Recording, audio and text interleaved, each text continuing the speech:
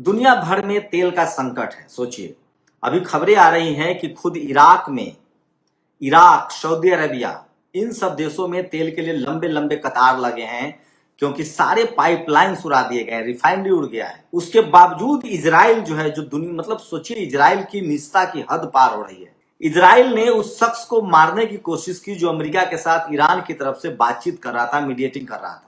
आप कल्पना कर सकते हैं कि इस युद्ध को लेकर ईरान, इजराइल कितना पैशनेट है। दरअसल इजराइल के पास कोई रास्ता नहीं है, कोई चारा नहीं है बचने का, इसलिए वो इस युद्ध को लंबा खींचना चाहता है। बेंजामिन नेतन्याहू, अगर आज के समय में अगर किसी को सबसे बड़ा अपराधी माना जाए तो वो बेंजामिन नेतन्याहू है, इजराइल है। वो इजराइल जो किसी कीमत पर युद्ध चाहता है। अमेरिका का डोनाल्ड ट्रंप भी चाह रहा है कि युद्ध बंद हो जाए। दुनिया भर में हाहाकार मचा हुआ है। यूरोप ने 35 देशों की बैठक बुलाई है, जिसमें भारत की तरफ से भी बैठक में लोग शामिल होंगे होर्मुज स्ट्रीट खोलने के लिए, क्योंकि तेल और गैस को लेकर दुनिया में बवाल कटा हुआ है। और इन सबके लिए जिम्मेदार अगर कोई है तो वो सिर्फ और सिर्फ इजराइल है। अब खबर आ रही है कि इजराइल ने उस शख्स को मारने की कोशिश की जो अमेरिका के साथ मीडिएट कर रहा था, बातचीत कर रहा था। ईरान ने साफ कह दिया है कि हमें किसी बातचीत से कोई तकलीफ नहीं है, बस शर्त इतनी है कि हमारे शर्तों पर बातचीत होगी। कोई हम पर हमला नहीं करेगा, हमारे ऊपर हुए हमले की भरपाई करनी पड़ेगी। लेकिन इजराइल चाहता है कि यह युद्ध और बढ़ता रहे। आपको बता दें कि भारत के 1 करोड़ लोग खाड़ी देशों में काम करते हैं। खाड़ी देशों की अर्थव्यवस्था को भी बड़ा धक्का लगा है। वहां लगातार मिसाइल की बारिश हो रही है। तो रोजी रोटी के लिहाज से देखें तो ये दुखद है भारत के लोगों के लिए भी। गैस की किल्लत से कोई नहीं बच रहा है। जर्मनी में, फ्रांस में, यूरोप में ज्यादा तेल की किल्लत है। लेकिन सवाल है कि किसी को तो अकाउंटेबल किया जाए। ये सब युद्ध के पीछे अगर किसी का सबसे बड़ा हाथ है तो वो इजराइल है। और इजराइल अब चूंकि फंस गया है। खुद ईरान ने कहा था कि हम इस युद्ध में अगर हम पर हमला हुआ तो इजराइल नक्शे से खत्म हो जाएगा। इजराइल को अब डर सता रहा है कि अगर युद्ध रुका तो उस पर सारी जवाबदेही लादी जाएगी। फिलिस्तीन जो बर्बाद हुआ है उसकी जवाबदेही लादी जाएगी। और पूरी दुनिया में लोग इजराइल से सवाल पूछ रहे हैं। इसी भी सोचिए, इजराइल ने एक ऐसा नियम पास किया है कि उसके जेलों में 10,000 जो फिलिस्तीनी बंद हैं उनको वो फांसी देना चाहता है। ईरान ने इसका भी विरोध किया है। तो 34 दिन हुए युद्ध के, 34 दिन युद्ध के हो चुके हैं। और 34 दिनों में जब अमेरिका की हालत खराब हो सकती है, अमेरिका में $4 से $5 तेल की कीमत हो गई है। जर्मनी में तेल नहीं मिल रहा है, फ्रांस में नहीं मिल रहा है, इंग्लैंड में हालत खराब है। दुनिया के तमाम देशों में तेल की संकट है, क्योंकि होर्मुज स्ट्रीट पर बंद है। 300 के करीब शिप वहां खड़े हैं जिसमें तेल और गैस और क्रूड ऑयल लदा है। ऐसे में सवाल है कि दुनिया को इस युद्ध को रोकने के लिए कोशिश करनी चाहिए। कोशिश तो ये बहुत पहले होनी चाहिए थी, लेकिन तब दुनिया के लोग अमेरिका के आगे बोलना नहीं चाहते थे। अमेरिका के गले में घंटी बांधे तो कौन, लेकिन वो काम ईरान ने कर दिया। ईरान ने अकेले अमेरिका के गले में घंटी बांध दिया है। मैं अब दावे के साथ कह सकता हूं कि कोई भी दुनिया का देश अब किसी देश पर हमला करने से पहले 100 बार सोचेगा। जो इलाज ईरान ने अमेरिका का किया है, और इजराइल का तो वो इलाज हो रहा है जिसकी आप कल्पना नहीं कर सकते हैं। चारों तरफ से बमबारी हो रही है, मिसाइलें दागी जा रही है। आज फिर हिजबुल्लाह ने फिलिस्तीन में इतने मिसाइल दागे हैं मरकेबा टैंक पर, और जो बख्तरबंद इजराइल की गाड़ियां हैं। इस युद्ध में इजराइल पूरी तरह से फंस गया। अमेरिका तो वापस हो जाएगा, निकल जाएगा, होर्मुज स्ट्रीट भी खुलेगा, तेल भी लोगों को आएंगे, लेकिन इजराइल के अंत हो रहा है। फिलिस्तीन पर जो उसने बमबारी की थी, मासूम बच्चे, महिलाओं को जो निशाना बनाया था, इसकी सजा इजराइल को मिल रही है। और इजराइल पूरी तरह से बर्बादी के कगार पर है और उस पर चारों तरफ से हमले हो रहे हैं। इजराइल पर लेबनान हमला कर रहा है। लेबनान कोस्टल एरिया है, सटा हुआ इलाका है, वो उसका पड़ोसी देश है इजराइल का। और लेबनान अब मिसाइल से हमला कर रहा है, क्योंकि उसके पास भी अब मिसाइलों का भंडार है।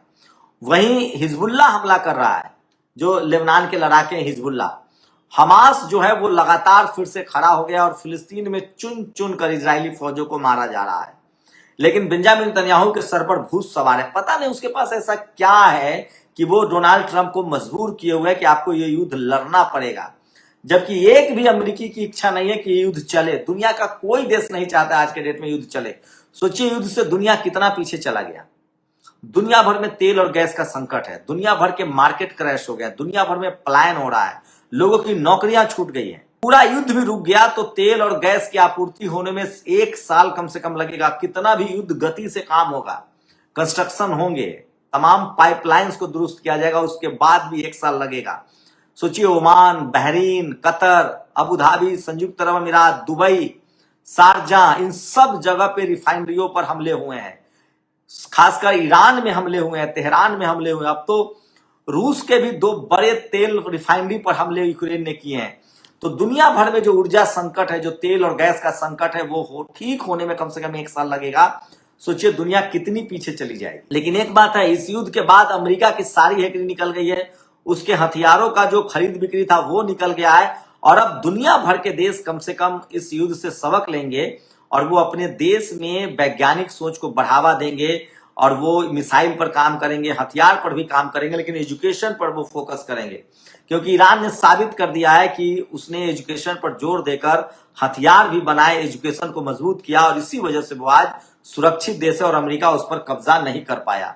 तो इस युद्ध के कई मायने हैं, लेकिन दुनिया भर के लोग जो इस युद्ध में नहीं शामिल हैं, जिनका इस युद्ध से लेना देना नहीं है, जो गरीब लोग हैं, लाचार लोग हैं, बेबस लोग हैं, आम लोग हैं, जो रोज कमाने खाने वाले लोग हैं, वो इससे प्रभावित हो रहे हैं। उनकी रोजी रोटी जा रही है, उनकी जिंदगी और मुश्किल हो रही है, उनकी जमा पूंजी खत्म हो रही है, उनके बच्चों के स्कूल छूट रहे हैं, लोग का शहर छूट रहा है। तो इस युद्ध ने मानवीय त्रासदी को खड़ा कर दिया और ये बात इजराइल नहीं समझ रहा है। और सोचिए वो किस तरह इस युद्ध को लेकर पैशनेट है कि वो अमेरिका को बार बार कोशिश कर रहा है कि अमेरिका इस युद्ध से बाहर न जाए, क्योंकि उसे पता है कि वो अकेले लड़ नहीं सकता है। लेकिन ईरान की ताकत देखिए, ईरान ने पहले भी युद्ध शुरू नहीं किया था, वो अभी भी बातचीत के पक्ष में है, लेकिन वो कह रहा है कि कम से कम हम पर जो हमला हुआ है उसकी भरपाई आपको करनी पड़ेगी, हम पर सारे प्रतिबंध हटाने पड़ेंगे, ये उसकी डिमांड है। लेकिन इजराइल, सोचिए ग्रेटर इजराइल का सपना इतना बड़ा उसके आंखों में पल रहा है कि वो लगातार ब्लैकमेल कर रहा है और दुनिया कह रही है कि स्टीन फाइल के बहाने ट्रंप को ब्लैकमेल किया जा रहा है, ट्रंप पर महाभियोग लग सकता है, ट्रंप को सत्ता से हटाया जा सकता है। तो लगता है जैसे डोनाल्ड ट्रंप हो या बेंजामिन नेतन्याहू, इन दोनों की कुर्सी खतरे में है। अगर ये युद्ध रुकता है तो भी इनकी कुर्सी जाएगी, युद्ध जारी रहा तो भी इनकी कुर्सी जाएगी। इन दोनों की कुर्सी तो जाने, इनका पागलपन का कोई अंत नहीं है। डोनाल्ड ट्रंप की तो भाषा इतनी खराब है। डोनाल्ड ट्रंप ने आज फ्रांस के राष्ट्रपति मैक्रां के बारे में कहा कि मैंने उसे फोन किया था, लेकिन उसको लगता है कि अब उसकी बीवी ने जो उसको घूसे मारे, उसका जो जबड़ा तोड़ दिया है, उसके दर्द से वो निकला नहीं है। मैक्रां ने कहा कि ये इस पर मैं क्या बयान दूं, ये बहुत नीच बयान है। सोचिए इससे पहले उसने सऊदी अरब के प्रिंस के बारे में बहुत गंदा बयान दिया था डोनाल्ड ट्रंप ने। इसी तरह की भाषा डोनाल्ड ट्रंप की भारत के बारे में हुआ करती थी। ऑपरेशन सिंदूर हमने करवाया, प्रधानमंत्री का करियर बर्बाद कर देंगे, ये सब उसकी लाइन है। भारत के लोगों को हथकड़ी लगाकर भेजा, हम सब ने वो दौर देखा है।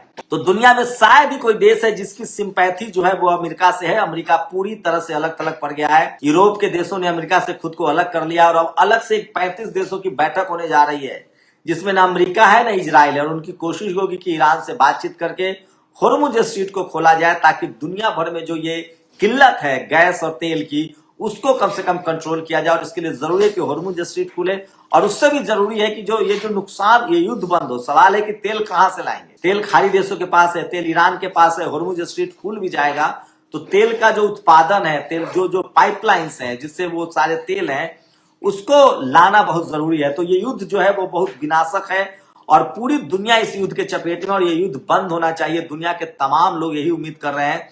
लेकिन एकमात्र देश है इजराइल और अमेरिका जो इस युद्ध को रोकना नहीं चाहता है। उनके दिमाग में पहले तो यह सवार था कि हम ईरान से जीत जाएंगे, ईरान पर कब्जा कर लेंगे। लेकिन अमेरिका का सपना धरा का धरा रह गया। वो ईरान पर तो कब्जा नहीं कर पाए, उसके उलट खाड़ी देशों से उनका बोरिया बिस्तर बन गया है। अब शायद ही खाड़ी देशों में कोई अमेरिका का नाम ले, उन पर कोई भरोसा करे। ये सबसे बड़ी खबर बता रहा हूं। युद्ध के 34वें दिन ये साफ हो गया है कि पूरी दुनिया इसकी चपेट में है और एनर्जी, तेल और गैस की कमी पूरी दुनिया में है। अर्थव्यवस्था चौपट हो रही है और आम लोग जिनका इस युद्ध से कोई लेना देना नहीं है, दुनिया के जिन देशों में गरीब लोग हैं वो चपेट में आ रहे हैं। भारत के 1 करोड़ लोग खाड़ी देशों में नौकरी करते हैं, उनकी मुश्किलें बढ़ रही है। भारत में गैस और तेल की किल्लत है। भले सरकार लगातार डैमेज कंट्रोल कर रही है, लेकिन कमी तो है, ये बात सामने आ रही है। और जब सऊदी अरब में कमी है तो सोचिए और बाकी जगह पर क्या होगी। तो इस युद्ध ने दुनिया को लगभग 50 साल पीछे धकेल दिया है। और इसके लिए आप किसको जिम्मेदार मानते हैं? ईरान जिस पर हमला हुआ वो जिम्मेदार है, या इजराइल या अमेरिका जिसको अपनी ताकत का अहंकार था और जिसने हमला किया? अपनी राय जरूर दीजिए। आपकी राय बहुत जरूरी है। मैं फिर कह रहा हूं, अगर आप एक बेहतर दुनिया बनाना चाहते हैं, बेहतर समाज बनाना चाहते हैं, तो हर गैर बराबरी के खिलाफ आपको बोलना पड़ेगा। ईरान के प्रति जो लोगों ने समर्थन किया है, भारत के लोगों ने, इस वजह से ईरान जो है वो लगातार होर्मुज स्ट्रीट से भारतीय जहाजों को आने दे रहा है। शुक्रिया। नेशनल दस्तक की आपसे गुजारिश है कि अगर इसको बचाना चाहते हैं तो नेशनल दस्तक को सब्सक्राइब करने के लिए रेड कलर के सब्सक्राइब बटन को दबाएं, फिर बेल आइकन की घंटी दबाएं।